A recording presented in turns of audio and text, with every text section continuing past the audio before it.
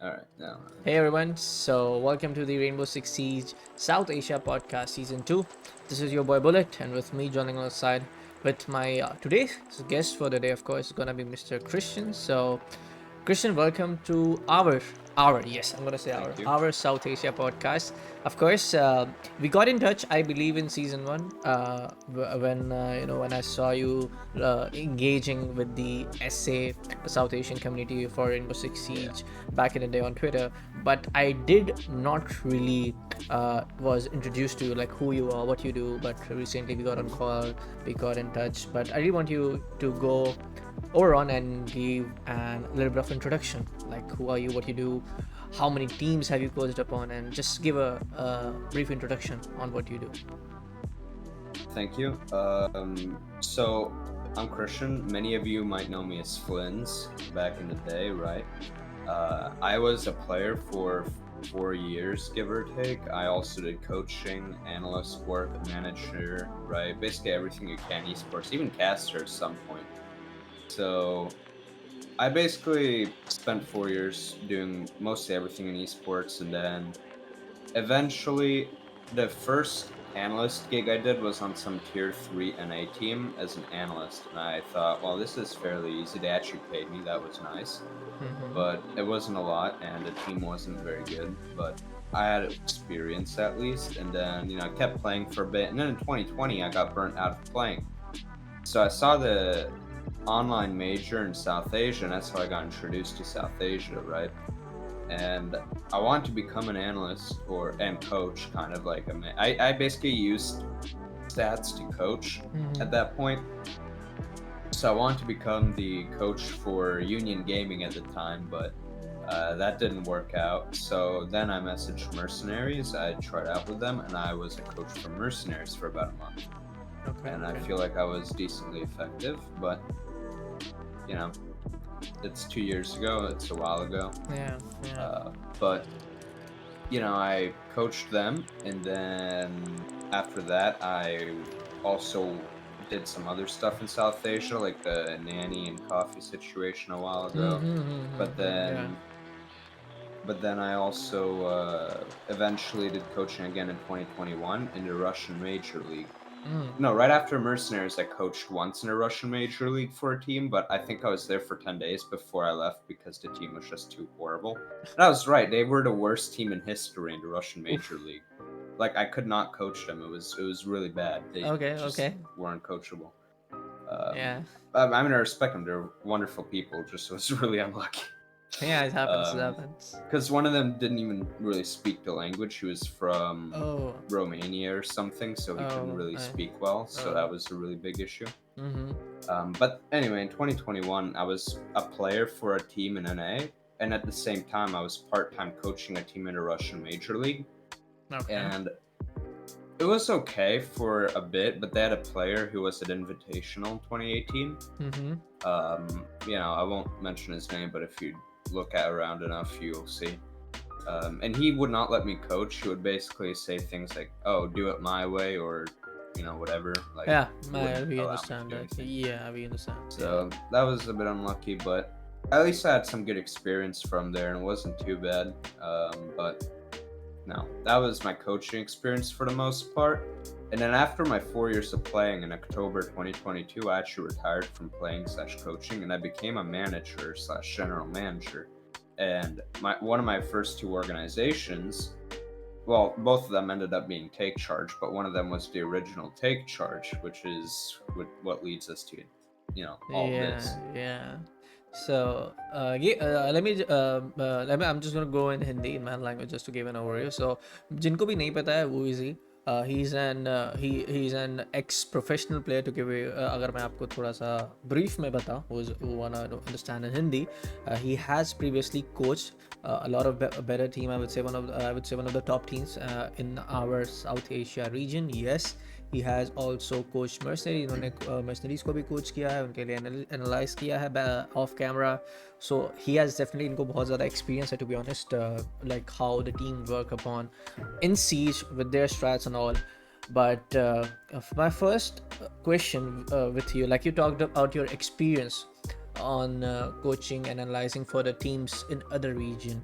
So as it's an South Asia podcast, before we go to the Take Charge episode, I just want to know, like, how was your overall experience on coaching the SA teams? Like you mentioned mercenaries, like you mentioned Take Charge right now.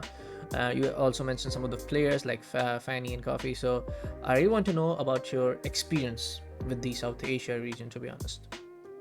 Well, South Asia, I feel like it stems from an issue of it wasn't particularly like in the spotlight for a while, and because of that, I think it was behind by a few years compared to the other regions. From my perspective, I thought some of the players were just as good mechanically and individually as in other regions, Oh. but I think what lacked was a lot of teamwork, a lot Mm-hmm. of coordination and communication.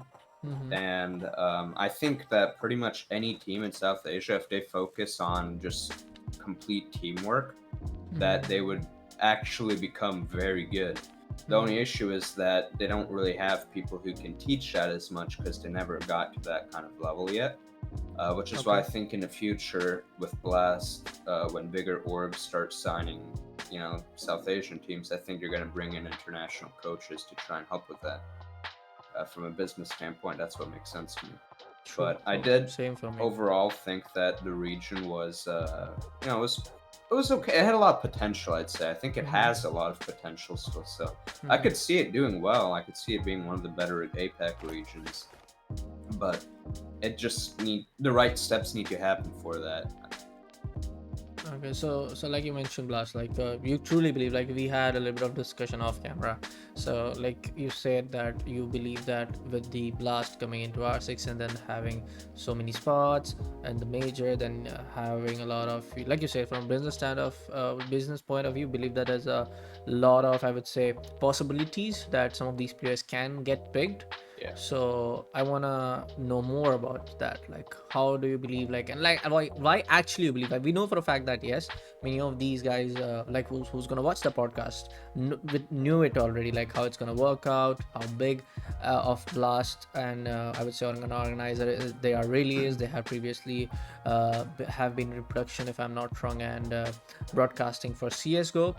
But for me personally also, I believe that with the Blast getting the global operations overall and then having a proper set of roadmap before the season for specific for our only region before you go, I believe that that's truly one strong thing which can happen for the SAR6 community. Because before that, as far as I remember, our matches were not getting broadcast. I have spoken a lot with the TOs who were involved. I have spoken a lot to the players. I have spoken a lot about Baba and Naresh, all of that, people who are involved in our region, that our matches need to be broadcast in any way possible, whether it's UB does it, whether the TOs does it, anyone, like anyone can even come and ask for the permission if that's possible. So I really want you to know, I really want you to kind of explain to the new viewers who are kind of like beginning into Siege, like how Blast is going to incorporate with the SA region and how it's going to blow up if you believe that. Okay. From a general viewership perspective, Blast itself is obviously massive as a brand. They work in CSGO, do a lot of stuff there. Yeah. But then also, Blast is putting a lot of money into South Asia, which is obviously something that wasn't there in the past. And I believe that Blast putting South Asia on constant Rainbow Six main broadcasts and I believe they're doing it in English too, which means that many people will watch it. Maybe more so people from other APAC regions because of the time zone difference. But I think that even in EU, people will watch it because it's only like a 5-hour difference. Like in NA, if you watch EU, it's 6 hours difference. It's the same thing EU to South Asia. But then from a business standpoint, I think this is where it's actually very big.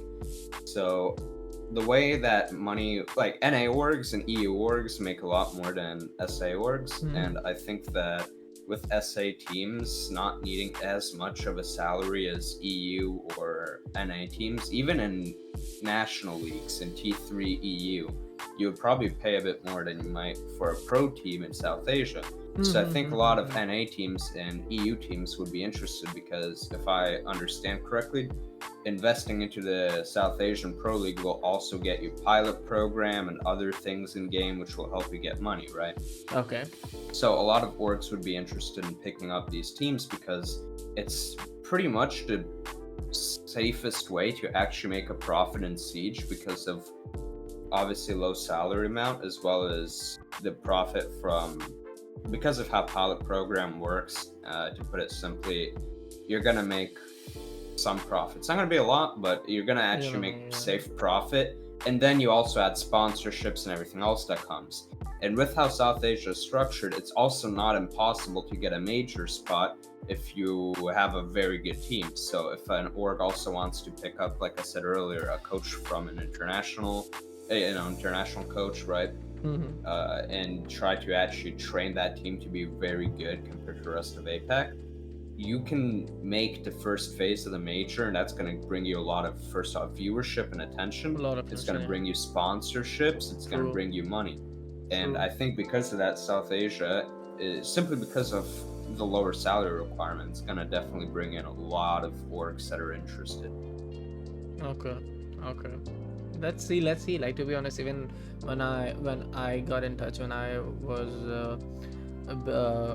got the announcement for the Blast R6, even I was kind of very hyped about the spots we are getting in. There are definitely a lot of chances, like, even so less, I'm not saying that any SA team can not definitely win, but even so less, there's a high chance like one of our teams can be the runner-up or be on the third place. I'm pretty much sure like someone from Shaheen's Mercenaries, the top three men, and Hunters LFO, I feel like three of these teams definitely has the potential to at least get in the top three. I'm not saying that they cannot compete, they cannot finish off at number one spot, but they definitely have the potential that if because if given the chance, they can definitely be in the top three, because there are so many reasons, man. The first one is only getting played in the domestic leagues. It's to say in the Hindi, there's a Hindi proverb which goes by अपने घर में सब कोई शेर होता है, या फिर कहने को थोड़ा सा अगर, if I want to just elaborate it more well for you, it's more of like when one's own region, it's one own jungle, everybody is an own, I would say, king. It's more of like that. If you get exposed to better teams, if you get played against with them at regular intervals, so I would say regular month periods time or something like that, which I want to say. So I feel like they're gonna get more competitive. They're gonna learn from more of their mistakes. So I feel like, yes, it's bound to gonna happen. I'm not sure what's gonna happen with the first major, how they're gonna perform, but I'm pretty sure they're gonna perform far better in the second major for this 2023 season compared to the first one. I'm pretty sure about it. So yes, with that being said, like you said about the Blast, let's get on to the main thing. Like, yes, we talked about it off camera, we talked on Twitter also, on our DMs, of the whole take charge situation, because this is something I feel needs to be addressed. Frankly speaking, from a caster's point of view, as a player or as a guy who always wanted Siege to grow in our own country, or I would say SCA region, or I would say specifically the South Asia region, because it's everyone's hard-earned money, man. Nobody wants to do stuff without not getting paid. It's like own hard-earned money. Sabke hak ka paisa hai. Like I said. So I just wanna go on, give the mic to you. Like, how you got in touch with the Take Cha, how you got in touch with Monkey Hunters LFO, and what kind of really happened. Because with, like you said, just you previously said, with a lot of orcs coming in, I feel like, I'm not saying like not every other player has the idea of contracts, of the terms, or how much of the salary you can ask for, or how much of the money you can ask for, but I'm pretty sure that there are going to be a lot of guys who don't know about these stuffs, like how you actually talk to an orc, how you actually sign contracts. So I really want to give you the mic and just go on, man. Explain the whole take charge situation, how you got in touch with Monkey Hunters LF1 Take Charge in the first place. Sure. So I'll talk about the salary and contract stuff afterwards. But Yeah, first I'll go through the story of what even ended up happening. I can only give my perspective because obviously I'm not the owners or anything. So I'll start with how everything started. So as I said, in October I retired as a player and I wanted to become a general manager. Because I was always good at, I was an IGL, so I managed already in game, and I always had a management type of and leadership type of mentality. So I thought that I'd do pretty well as a general manager because I know how to build rosters well, because obviously coaching experience, as well as I just can see these things well. And I thought that my qualities from being a player would help me be more connected to potential players and everything. So I had a general idea of what I'd be doing. So I reached out to multiple organizations, and I was able to work for 2 at a time because I didn't have an exclusivity contract. So I was able to work for multiple orgs at the same time. One of them was Take Charge, the other was Zenshin. So I was working with them for a while and it was okay. Take Charge had an okay budget. Like, we had a CSGO team that we paid for an AT3 a CS. It was okay, but it was about a fourth of what Monkey Hunters ended up getting, so it wasn't crazy. It was something that was fairly affordable, and the viewership was okay. But I also got a salary, so that was nice and everything. So Take Charge was all right. With Zenshin, I was supposed to get a really nice salary for the work I was doing, but the problem was Zenshin was pretty dead. So the owner was always busy, he couldn't do anything, and it was nice because I would have gotten paid for doing nothing, but I also he never had the time to sign a contract with me. So that didn't quite end up, I didn't have, I wasn't able to start working with them, basically. So what happened was, I realized, okay, so the Zenshin owner has money, the Take Charge owner has passion and a good amount of money. I see. I basically led them to merge. So that's why Zenshin, that was Zombie's org. You might know the owners, Zombie and Sima. So Zombie's org, Zenshin, merged with the Take Charge at the time. But because Take Charge was really active and trying to grow, we kept Take Charge's name, but we used Zenshin's social media accounts and everything because they were already bigger. Zenshin was an established org. So we merged the assets. We got rid of Zenshin's Valorant and R6 team. Which, by the way, back in the day when I was a player, I used to scrim against Zenshin, and they weren't worth picking up from an organizational standpoint. But we kept the CS team from Take Charge, which is another story. Same situation as Monkey Hunters later down the line. But at the time, I was getting paid on time. The CS team was getting paid on time, so everything seemed fine. I was... Yeah, sorry to interrupt. Like, getting a top team from the SA region due to the whole US dollar and the INR situation. Yeah, I see that. Yeah. So I knew that Monkey Hunters was looking for around $2,000 per month, right? And if I knew that we had $3,000 left to spend per month, I assumed, okay, well, we can just, we can save $1,000 every month for merch or whatever in the future we need to spend on. And we can use $2,000 to pick up Monkey Hunters because it would eventually pay us back. Well, especially with Blast. I personally didn't even know that Blast was going in. Well, I knew from the old leak that, Blast is joining, but I didn't know if South Asia was getting a Pro League spot. I just assumed they were. So, I thought it was going to be a worthy decision. If it doesn't work out, whatever, after 3 months, we can just terminate the contract if that's what has to happen. I didn't believe that we needed to anyway, but just in case. But, we got $3,000, so I was like, whatever. I reached out to Hulk, I'm like, hey, the org has this budget. We would be interested in trying to interview you guys and pick you guys up. Hulk was the manager at the time. I think he still is. So yeah, he still is. Yeah. So, he's, I talked with him, and I was friends with Hulky, by the way. I was working with Scammed 7 back in 2020 after Mercenaries. I was friends with Hulky. Same with No Skill, Nanny, Coffee. There's another guy, Hellboy, right? All of them. I work on that team, and Hulky was also playing there. I think he was a sub or something. And I was friends with Hulky. I mean, we got along really well. In NA, when I was playing in NA in 2022, 2021, I was actually teammates with Hulky. He was playing support on our team. So I had a lot of experience with Hulky. So I just WhatsApped him. I'm like, hey, our org has a good budget. We can pick you guys up, and we'd be interested in doing that. We think that's a good idea. So Hulky, he makes a whole presentation. It's really nice. He talks to the owners, right? And that was whatever. But one thing I will say about Take Charge is I had very little authority. I did not have a direct link to the financial account. I didn't see the budget with my eyes. Everything was told to me. They refused to give me it was a lot of more of like a verbal thing going on between you. Thing. Yeah, I see what's happening. And a lot of the time there were situations where, for example, Take Charge was picking up content creators. None of the content creators were paid, by the way. No content creator was paid for Take Charge, which happens in every tier 4, tier 3 org. Like, I'm not gonna say that's something new. I worked for a big org back in the day as a streamer, and I wasn't paid. Like, that's just how it is. Usually for the content creators, it can be more publicity than actually getting like paid, you know what I mean? Because if it's an org with multiple thousand followers, joining that org, if you're a no name, it can actually help you get some following.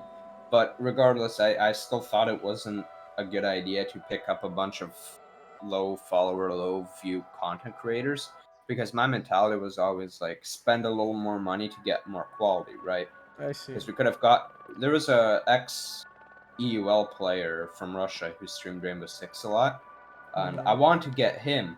The problem with him was we would have had to pay him like probably about $100 a month, and the owners didn't want to do that, as well as he just didn't respond to any of our DMs.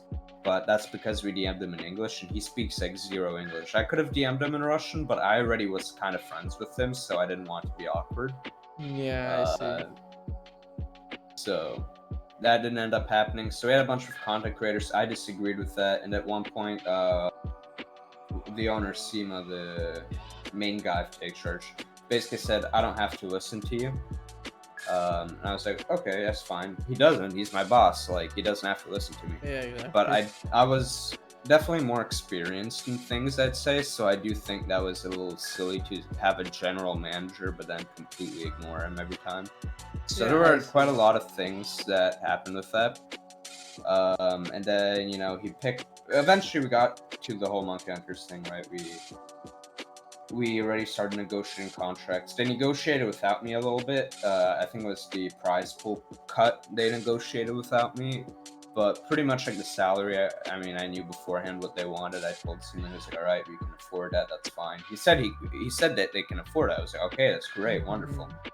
Because I love the Monkey Hunters guys. I mean, I wouldn't say like I'm not like particularly friends. I don't talk with them as much, but they're really nice guys. I really respect them, and I would love to be friends with them, right? So what ends up happening is we pick them up. Basically, they end up signing the contract, I believe, December. But because it was like after Christmas, it was like the 27th. So we decided, all right, we're not gonna pay you guys for a whole month of work January 1st because you worked for 4 days. They're like, okay, that's fine. Just pay us for January afterwards. So that was normal. And you know, already like a few days in, one of the players' monitors broke, so he wanted his payment early. And I was like, okay. I told Sima, and Sima's like, "Yeah, I don't have that money yet." And I'm like, "You don't have $300?" Like, that sounds so funny, man, to be honest. Like, yeah.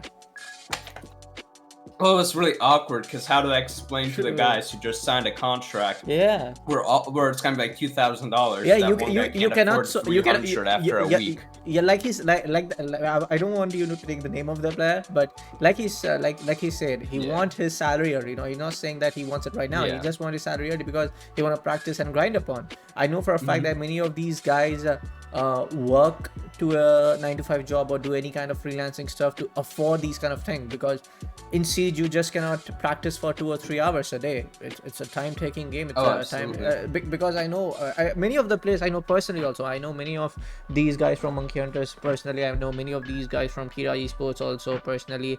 I have good relations with them. But yeah, this is kind of like a very funny thing. Like, hey, I need money. I like, you cannot say that it's not in the contract. Like, because he's asking for a salary money, you cannot say that, okay, if your monitor breaks up, we are not gonna give you money. So yeah, please go on. This is sounding actually really funny, man. Oof. Well, there's a few things. First off, with like numbers stuff, the players were under contract, so they can't say that, but I wasn't, so I can. So I don't like. I think it's worth it to just say it because I can, than to just let it be hidden and not let players know the full truth and everything about it. So anyway, so we didn't have to pay them early. The actual in the contract, it said you get paid on the 1st of every month. Hmm. After you start. So we would have paid them February 1st. That's when they were supposed to be paid. So if we gave them a salary early, it was like a nice gesture, but Yeah. we didn't actually have to legally. So Simo's like, yeah, no, I can't do that yet, because what ended up happening was Simo was running very risky, right? He got paid every 2 weeks, right? So he actually got paid every 2 weeks, and he got paid not bad. He got paid very well, actually. He made like 2,500 per month, which was a very substantial part of the budget. But he couldn't do that yet. So I was like, yeah, I can't yet. Maybe give me like 10 days or whatever. Once Simo gets So paid, I'll this whole ask again. conversation was happening on text, not on Discord calls or Yeah, something like. text, Cool. yeah. Okay. Because Sparko, DM me, and I was like, yeah. Yeah. Okay. Unfortunately, I can't.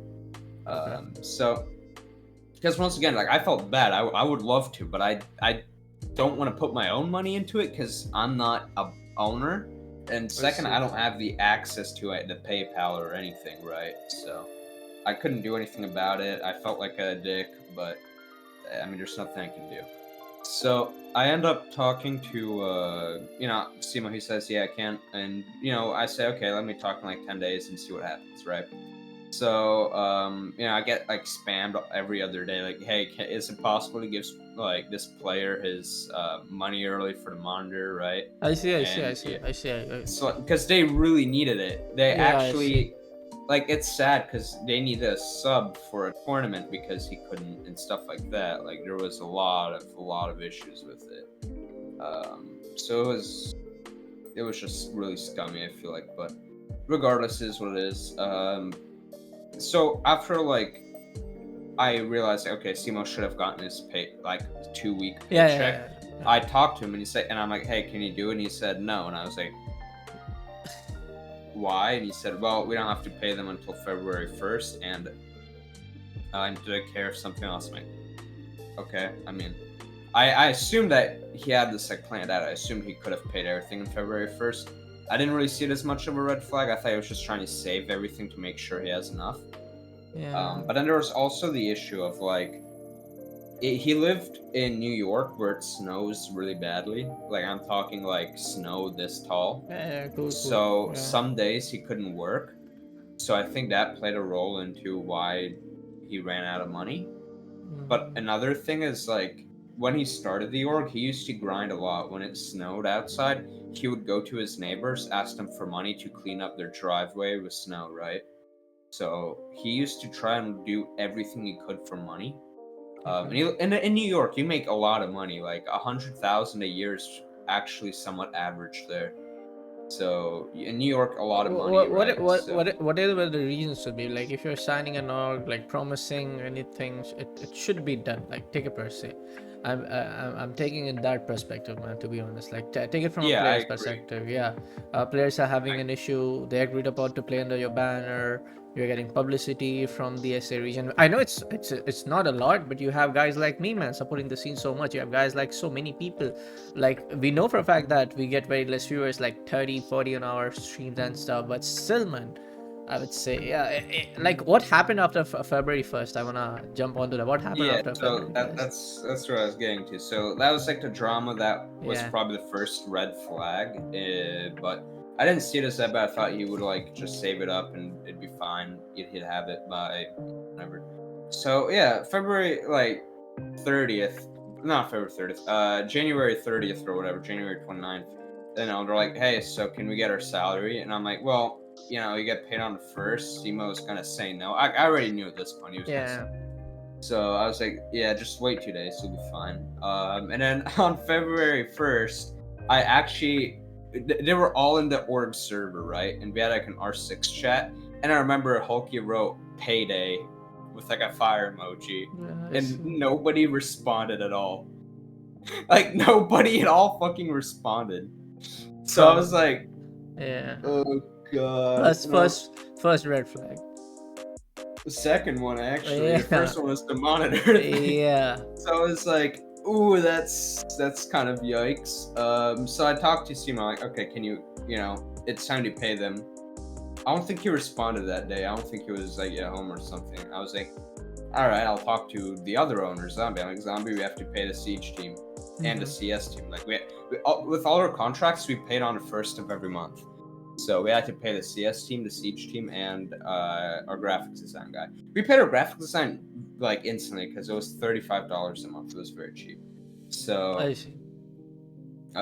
we had to pay our CS team and the Siege team. It was about $2,500. Realistically speaking, if Simo made the money he said he would be able to pay that off by himself if he wanted to. So we were like, well, what's going on?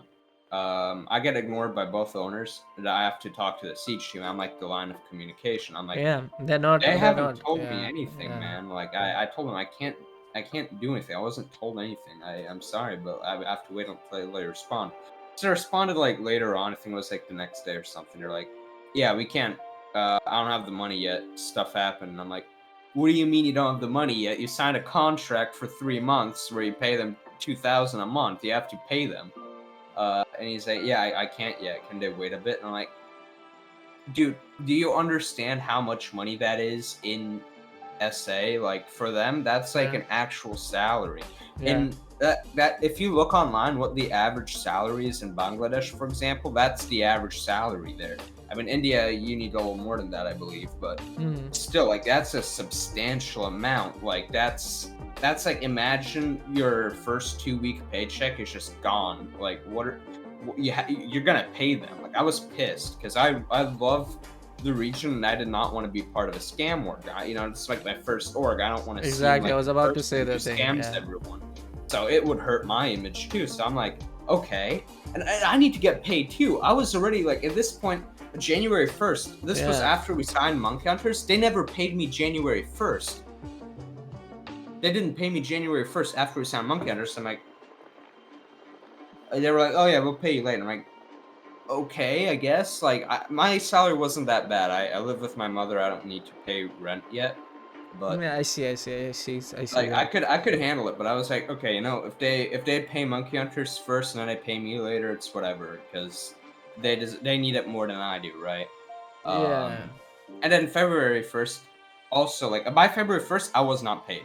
They said they're gonna pay me like a week later. I was like, okay, they did not pay me even on February 1st. They haven't paid me yet. Still, it's fucking March. They have to pay me for January, December, and I don't think so. They're gonna pay you now. Now maybe not, but we'll see. Actually, no, they might, because some other things I'll go into a bit later, but yeah. So they didn't have the money, and I was like, okay, well, what are we gonna do about it? I suggested, hey, let's pay them with what we do have right now. And let's prioritize them. Or either like should like the two owners or the three owners, like you said, two of them, the two owners should like have a clear conversation with the I'm really sorry if I'm pronouncing the word wrong. I've had the courage to talk to the players at least. Like you said, you were the line of communication between them for all these months, for the past 3 months. Even like if one time Simo or the other guy could have just talked to any of these guys, I feel like there could have been some I would say a clear line, like what exactly is gonna happen. Because after a while I saw Jittery or maybe someone's screenshot from on the Twitter from a scrim match or any of these matches, because if you're playing under Take Charge roster, you write TC or TCG, yeah, whatever that is. So I saw LFO or MHLFO, something like that, which goes by the name previously. So I mean, like, what just happened? Were they signed to an org? I was so happy about it. I was about to shoot a video also for them on Insta. I reached out to Sparko, and he just writes the word scam, and then I'm like, what? And that was my clear reaction, because at that time I was on camera for a broadcast for an esports tournament. So that was my entire reaction. That is even on a live stream. I'm not going to say which tea or something like that, because I know that will put me in trouble. But I read the message like this. I'm on camera. I'm like, well, is this really again happening because this kind of events has happened previously, because in which you were also involved, but nonetheless they got paid. But on some of these Twitter conversation, many of these players were talking about it, and then I'm like, man, this is not how I personally want the SA region to grow with this. And this was actually about after the Blast R6 got announced. I mean, like, no, this is some shitty thing happening in. I don't want people to get away with this. We need to do something. And also to guys, everyone watching, I'm just not here to just put out mud on someone's name. Like, I'm not here to take charge. I'm not here to Flynn. I'm not taking advantage of it, nothing like that. It's just something like that. I take Siege very personally and emotionally. If Monkey Hunters LFO, take it for example, if Monkey Hunters LFO are my good friends, eventually I've not said they are very good a friend of mine. I know Sparko very closely. He's from Bangladesh. He's playing the game for such a long time on PC. Back in the day when I was streaming from console, he used to come at my stream, say hi, hello. So I would say in good talks with Trackla, even Halki bhai se bhi meri bahut अच्छे से बातचीत होती है. Even I'm very good friend. I'm not say very good, like I'm good friends with everyone. I try to keep good relations with everyone. So I feel kind of bad because यार किसी के हक का पैसा है भाई, वो तुम्हारे बैनर में खेल रहे हैं. उसके बाद I mean, like, I have been in this place to be honest. Like, I cast for someone. I'm not gonna speak of the TNA. I cast for someone. We have contracts, and I don't do things after those events. If I keep screenshot of every conversation, to be honest, if anything goes on the wrong side, I'm gonna just blow you out on social media, man. I'm gonna tear you apart. So I called to the guy. Like, take for example, I casted 2 or 3 matches because they needed a backup caster. I told them my rate because that's my rate. I'm not gonna take below it.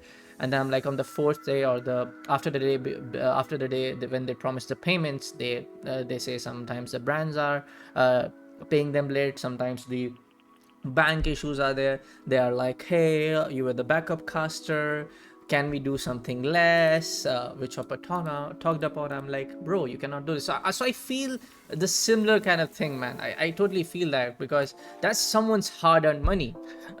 This is not something like you can take it very lightly because we are working under you. This is something also like same stuff happening. Hunters LFO were playing under the banner of Take Charge for at least 3-4 months. We are doing the podcast on 5/3/2023. So at least for 3 months, the money should be gone. So I feel like, yeah, that It was 1.5 months because they still did half of February, but then they annulled the contract because we signed them like December 27th, so they did January and they did some of February because we didn't pay them February and they left. But regardless, what I was gonna say was basically I'm a person, like, I've been spamming the owners for like every day after they haven't paid, right? Yeah. And I know that Hulky also started DMing the owners. Sometimes Hulky and like the owners would talk privately. Okay. They basically said, yeah, we'll pay you later. We have to pay late, everything. So the idea was they're paying late, but we don't know how late or when. So like at first Monkey Hunter seemed to be like, okay, it's an org who's gonna pay us money, we'll wait like a few days, but then they kind of realized, okay, this is a scam, right? Yeah. And I was pissed. I wanted them to have the money. So I've been like spammed them every day and everything, so that was really rough. And then suddenly Simo goes on Twitter and he makes a tweet longer. Now I don't know how many of you read it. I kind of remember reading it, but I'm not really sure what he's tweeted about. So if you can describe it in brief for the audience. So, let me give some context with Simo, right, in general. Instead of trying to like fully run the org, what he would do is he would play video games the whole time, right? Like 20 hours a day. Like, it was really, really weird. He was on GTA constantly. And he would ignore DMs while he was on GTA, so it was a little rough to work with him at those points. But this was later on. This was like January after and everything. So I don't know what ended up happening, but he basically went on Twitter and he made a tweet longer and he said, yeah, I just opened that. Yeah, I just opened that. Yeah, please. He basically said that yes, I did not pay the teams we have, but I had to make a car payment and help pay for rent for my mom, and I'm going off social media for a few months to focus on school. And then he just left like completely. and he never said that, oh, he's gonna make up for it by paying in the Yeah, future. exactly. That was He never about addressed anything, and that like really pissed me off. But what ended up happening is he left Zombie, so Zombie was the other owner, right? He left him, and Zombie. Now, I'm not saying he's like particularly like I'm not saying I'm empathizing with him completely, but I will say that he was put in an unfair position because originally he offered half of what SEMO paid for the org, right? Then he just had a child, and he just lost his job, so like he got a lot of money that he owes, and he doesn't make enough money to pay that off fast. So but he's Zombie at least said, I'll try my best to pay it off. I can't say how long it will take, but he'll try his best. So I can at least somewhat respect that, right? Yeah. But regardless, they need to be paid, and they should have been paid instantly. It should have been very fast. I think it's very disappointing that it took that long. I mean, it still hasn't happened. I think it needs to happen. I've been like trying my best to go and talk and do everything I can. So regardless, Zombie hasn't texted me in 10 days, and then suddenly, like, this is a few days ago, right? Suddenly Zombie messages me. It's like, an org wants to acquire Take Charge, and they will pay off all of the debts Take Charge owes. So this was after February. Basically, all February was me just trying to spam the owners and get money, and none of it working. Yes. Now we're in March. So a few days ago, I was told by Zombie, and a big org wants to pick up Take Charge, get their like staff and stuff. Which, by the way, I'm technically still part of Take Charge, but I haven't actually done any work for them. Basically, all of February, except for helping out one content creator with a sponsorship. But I haven't done much work for them because until I get paid, until the players get paid. I mean, I care more about the players than myself. Like I said, I don't need that badly, but until like they're starting to pay things, I don't see why I should work, because I don't want to work for free. But Zon messages me saying, yes, so this bigger org wants to pick up Take Charge, and they want to pay off all their debts. And I'm like, do they know how much we owe? And they said, yes, they know. It's all okay. They're willing to pay it. I'm like, great. Okay. So he puts me into a group chat with this org, right, on Twitter. And I've been in there a few days. I mean, they're still whatever. They talk or whatever. Honestly, I don't have high hopes. The org seems very unprofessional, for one. The way I'd put it is 2015 Face Clan type of style. So, not a fan of that. I'm a very professional person. I try to be very like modest and stuff like that. So about this new org thing, who's actually right now, not gonna say like they are gonna, like who are right now interested in acquiring TCG or whatever, and then trying to pay off the debts. So I don't think I can say their name.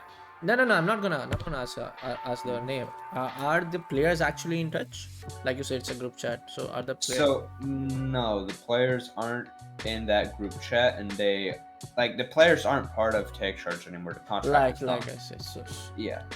So they're not in charge of that, but I did message Hulky and say an org is interested and they would pay off the debts. Hopefully it works, and hopefully we can get you guys paid. But the org, what worries me is yesterday I was supposed to have a meeting with them to talk about that, and the owner of the org didn't show up. So that's a red flag. So I'm like, okay.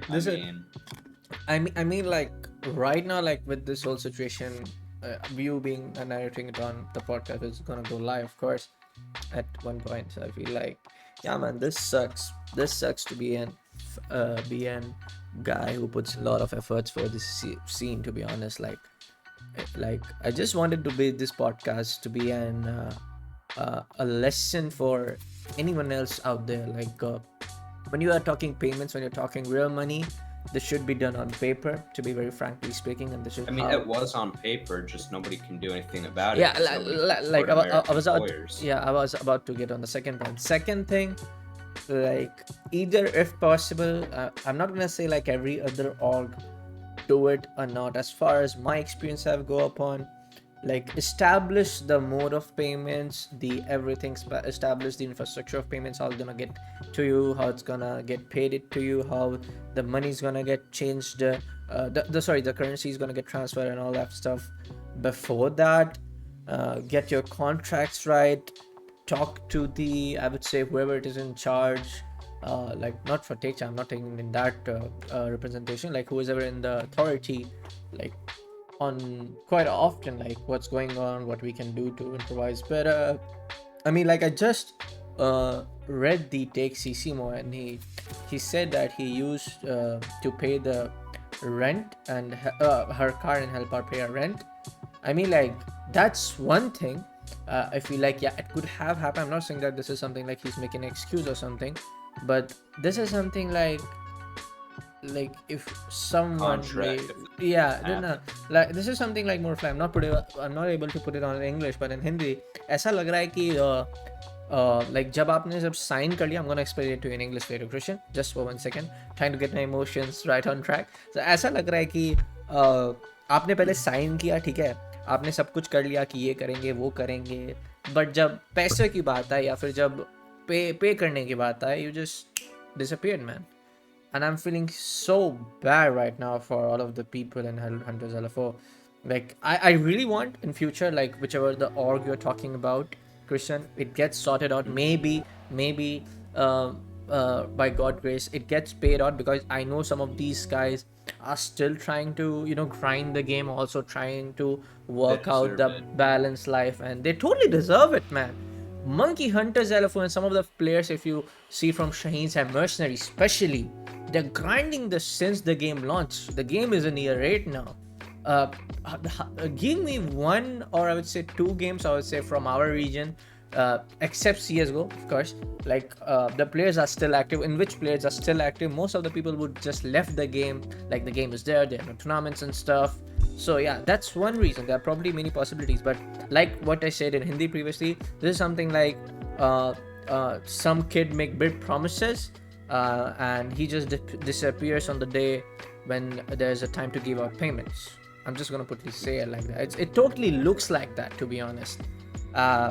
But yeah, man, I would be really happy. I would be really happy that if someday, like Simo or someone, whoever is in charge of the take chart, goes out to the players, says sorry.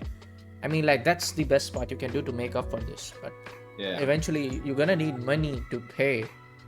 So yeah, that's the thing. Well, from what I understand, like the Twitlonger is supposed to be a sorry. It's a very bad excuse for a sorry, but that's, I guess, what it's supposed to be.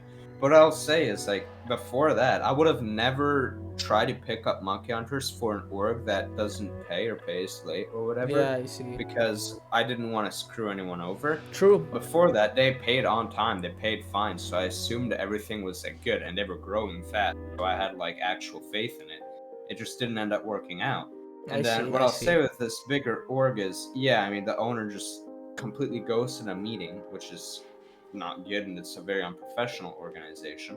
But I seem to DM people as well about that because it's kind of weird. But you know, regardless, if that does happen, I mean, that's great. I'm probably going to become general manager for them. I'll get acquired as well. So you know, if that happens, I might look again into it. But once again, this time, if I get into an org, I'm asking for literal screenshots of their bank account or something. I see. You can't, like, I see. I mean, you just can't trust people, I guess, with that. And it's so sad because I'm not in charge of it. Like, if I had all the details to the PayPal, I would have paid them anyway. Make them literally pay off a debt for it. I don't care. They don't make promises you can't keep. True. And I was about to say it was all written on paper, right? So legally, you can take action and you could sue them. The problem is lawyers cost too much, and it's just not worth it. It's not worth it, so man, to be honest. Sad. Whether they're gonna focus upon the majors coming, also the qualifiers coming in, or the league coming in, or are they gonna do these kind of stuffs? So I feel like this is one sad part of the whole region. To be frank, this could have happened with anyone. Like, take it for example, it could have happened with me, because at one time, one of the content creators you signed, I approached to him on WhatsApp. I'm really good friends with him. I'm not going to take the name right now. Of course, I'm going to tell you after the broadcast ends. The podcast ends. I approached him and he said, yeah, There's nothing sort of like commercially involved or thing, but yes, we can do something good together. Like we can talk about Siege. We can do this some kind of podcast because, like I said previously, there's no one in our region talking about Siege or anything like that, creating content for the language which is widely spoken in our region. So I feel like yeah, we could have done something, but this could have happened with anyone, to be frankly speaking. And this is something Yeah. like needs to be looked upon, talked upon.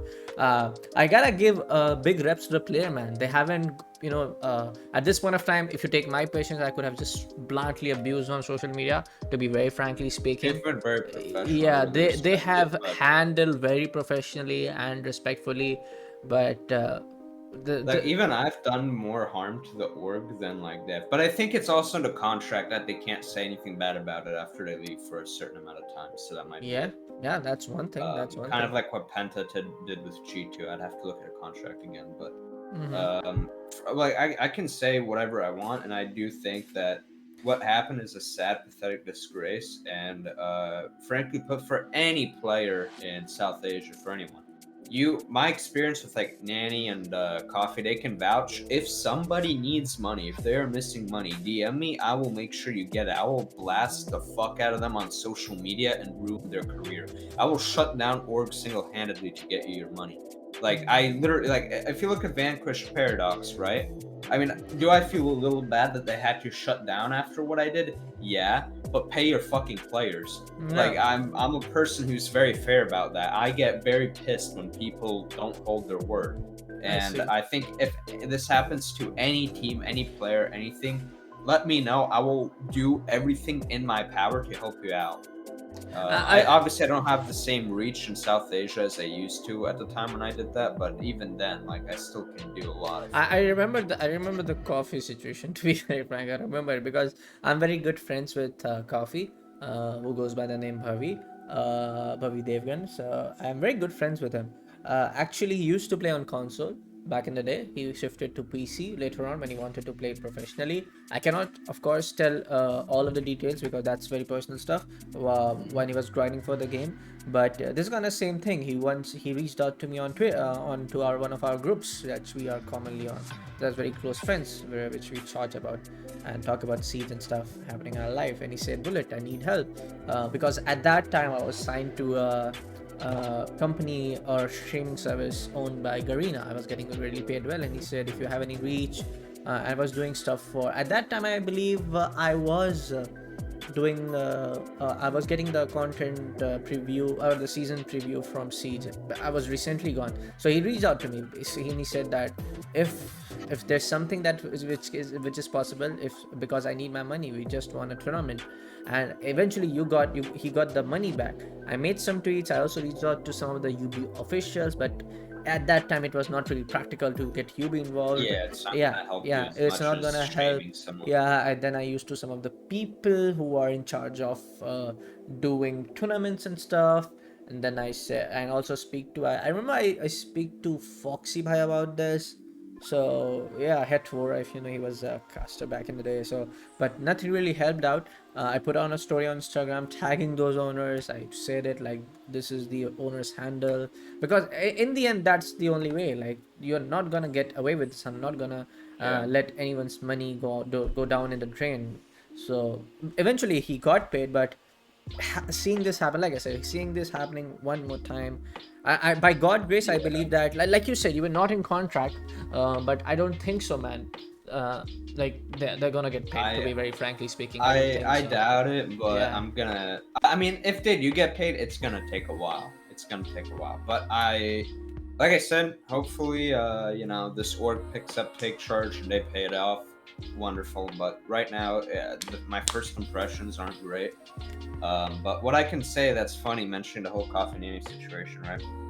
I first think I helped Nanny. What was it, Coffee or Nanny first? I forgot which order it was. But I basically, I helped one of them. And then the other actually DM'd me on Twitter because he saw that I helped the other person. Was like, "Hey, can you help me too?" And I was like, "Sure. What's the yeah, situation?" I He see. explained it, and I did it all. And I remember with the coffee situation when I was like putting everything publicly. Mm-hmm. I think the player who owed, or like the captain of the team who owed coffee money, he was like DMing me, telling me to shut up and like delete everything. I was like, pay him first, show me evidence you paid him, Who and I will. DM'd you to shut up? From I don't remember. It was like the team captain at the time. It could have been multiple people, but I don't want to say the wrong person just yeah. in case I screw them So over. this was from the team which Coffee and Flynn was. Yeah. So Flynn, sorry, Nanny were involved. Well, no, Nanny was on a different team. It was on Oh, okay. Vanquish Paradox. Coffee was subbing in for a tournament, and he didn't get his cut. They agreed to, and Coffee had screenshots that he was agreed to a certain amount Yeah, of yeah, money. yeah. I remember When that. I I saw still that, have those. Yeah. I Yeah. I basically blasted it. The captain of that team DM me. He's like, "Wait, be quiet. Hey, I'll pay him his money. Just delete everything." I'm like, "Show me evidence you paid him first. I'll delete it." And that's what happened. And I believe I deleted some of it, but I still try to keep some of it just so nobody forgets. Yeah. And same thing happened with Vanquish Paradox. They were like, "Hey, we'll pay Nanny, right? Because he was owed like a decent amount." And they're like, "Hey, we'll pay him. Just shut up and delete everything." And I had to actually, I had to delete in a voice call, sharing my screen, all those tweets after they paid him. So I did delete the Vanquish Paradox. It was like a big twit longer. It was like a fucking 10,000 word twit longer. It was massive. It had all the evidence, everything. So even after I deleted it, because they made me delete it, right? I also tweeted out, yeah, they made me delete it because they never said I can't tweet that. Yeah. I So the see. org had to shut down like 2 weeks after, and Nanny got his money, and everyone got his money. Everyone was happy. Yeah. So, yeah, I don't mind doing that kind of stuff because I feel like South Asia is a very vulnerable region. I don't want it taken advantage of by rich people, simply put. Yeah. I don't think that's fair. Yeah. But I do think that the whole situation with take charges, what's sad is I was the general manager, so What really it sad? makes What me really sad is that players got fucked up. My own yeah. friends got fucked up, and I would say we had a good little chat a few days before. Like I feel really bad in a way, to be very frankly speaking. I mean, and they are the only people. Why we say in many conversations when I'm involved with other casters from other game or other TOs from other games, I say that, hey, Siege is still alive, Siege is not dead. Like people, I say to many TOs, hey, why don't you do a Siege tournament? And they say, hey, Siege is dead. I'm like, hey, Siege is not dead. We have Monkey Hunters LFO doing so good. They just previously they went to a major a major tournament called ASIS ROG, which was there. They went international. They did this. They did because they are the examples which which I personally put upon. I take names from Mercenaries. I always praise the players from Mercenaries. I have praised on broadcast. I mean, when they will see this happening and they'll just send out to me, hey Bullet, you are supporting Siege and players are getting spanned, what are you doing? I mean, hey, I can't do this shit because I'm not in the position of doing anything right now. What maybe how Blast is getting involved, all of that stuff. If we just maybe take trade charge or ex trade charge owners can definitely at least put up an clear apology post. Man, this is I at think least needed. This is at least well needed. here's what happened after the whole situation, which actually made me not hate the org, but I was ready to just completely leave all the servers and everything. But I stayed because I had a certain role, so I could see private chats. None of them were used, obviously. But Zombie, the owner who was left, he is trying to play competitive Siege himself, right?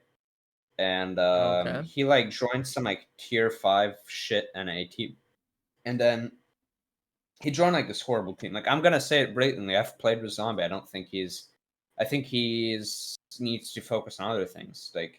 Even if he watches this podcast, that's just how it is. That's just my opinion. He can disagree with it, sure. But he joined this team who have they have players with one follower on Twitter. I've never heard of these people. I look at how they played in qualifiers. They're not good at all. And he picks them up under take charge, and he opens up take charge again as a content org. The only thing is, I believe all of our content creators are gone. Let me just quickly check. Yeah, we have 0 content creators if I recall correctly. Yeah, we have a few left, but 2 of them haven't spoken. Only one guy in the last month has been active, and I helped him with his sponsorship stuff. But he picks up a team like in NA, that's horrible, and he opens up take charge. Obviously, they're not getting paid just because he's on a team, and that's so disrespectful because he just dropped like the best team in India for some shitty NA team. Didn't like the public apology there is basically not there. I mean, if you Yeah, look at take charge Twitter, I'm pretty sure like there was like a very short like sentence like, "Oh yeah, we didn't pay them, sorry." Like what?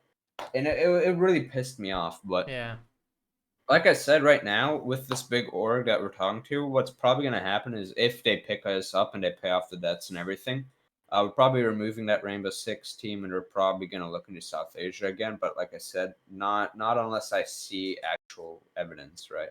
But that's like so many hypotheticals. I don't even know if that's going to happen.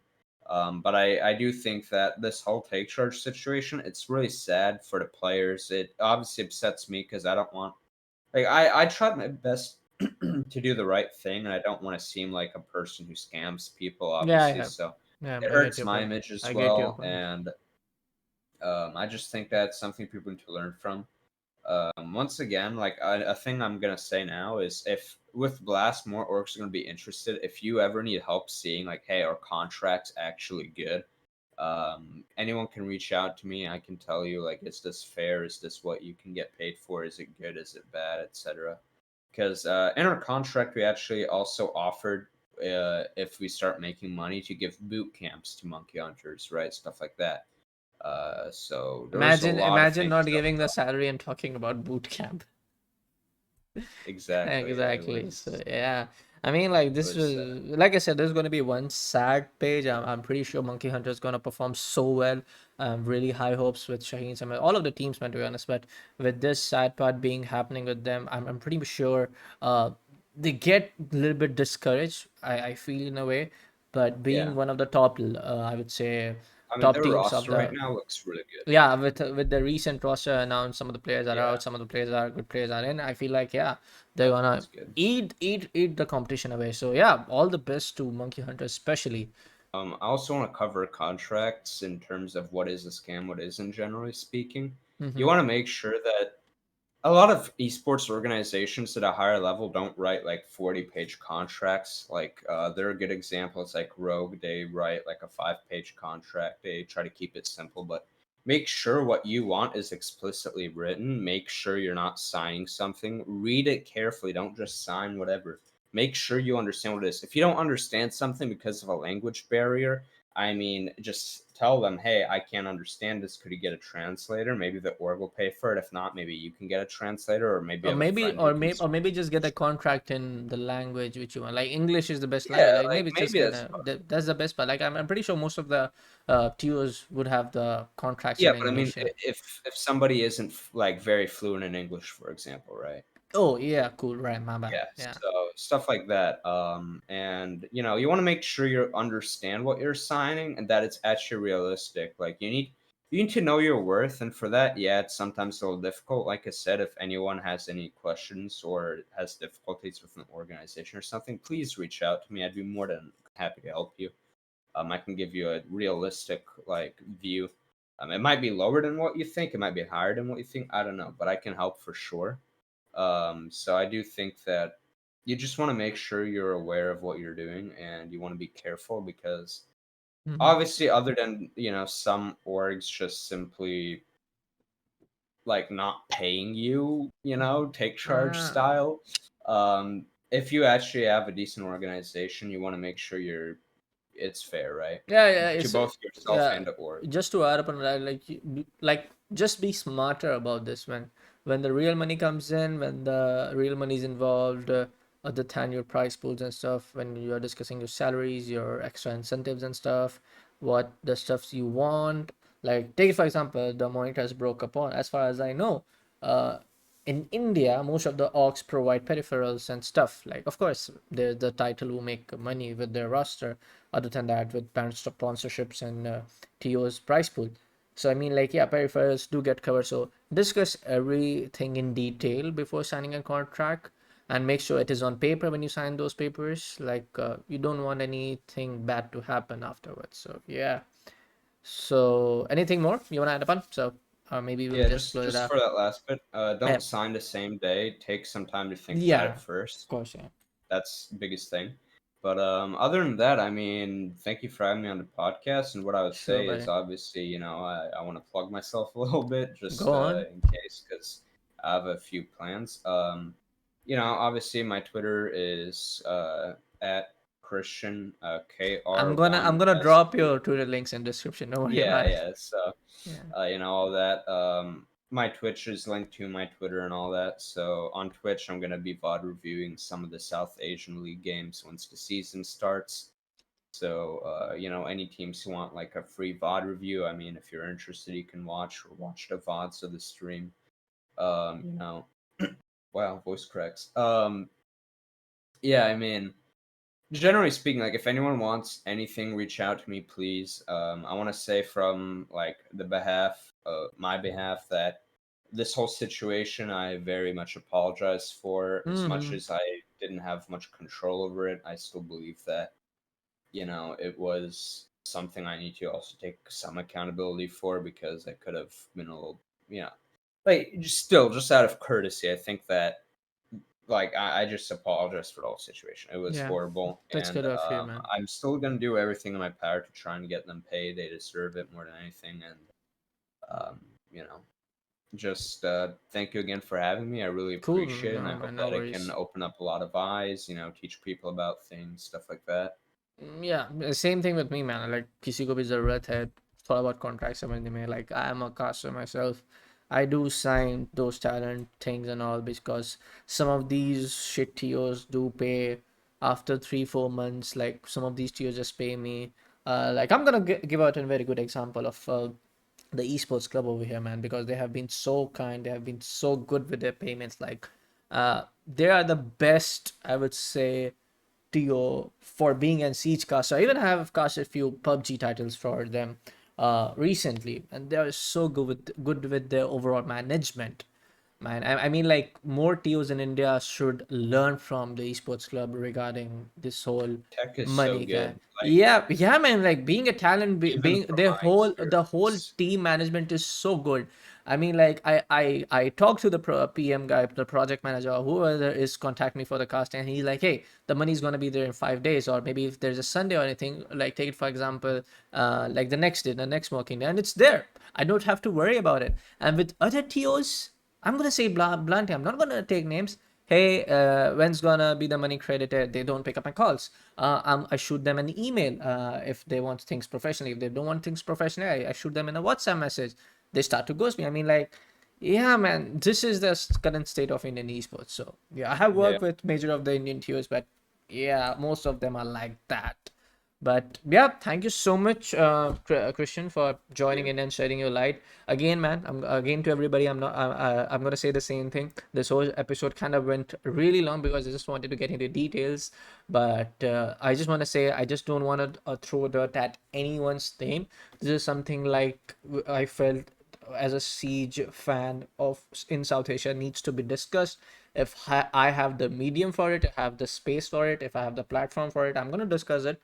But yes, I mean, like a little. I'm gonna say sorry also from my side. Like if that time maybe I could have just shot a video of congratulating the players from Take Charge. Maybe somebody from Take Charge could have been taken it seriously. Maybe I'm just saying for a part, like, hey, there's actually some people who really care about the scene, because I also feel like maybe they got away with it because they are still not haven't paid any kind of amount or any kind of payments to the players. So they feel like, hey, there's nothing happening about it, they're not going to take any action or something like that. I feel like they are just taking it very very lightly on this matter, of course. So yeah, thank you so much, guys. If you are watching still to this part, thank you so much for watching this podcast. I'm definitely gonna get more guests, and of course we're gonna have good discussion, like a good discussion in terms of not having these scam contracts and stuff. I'm just gonna go and approach to a few of the other teams and players as well for this podcast. And yeah, thank you so much, and see you in the next one. Thank you so much, Kristian, again for being in this podcast. Thank you so much, bro. Peace out, guys, and do some good wall banks. See you in the next one.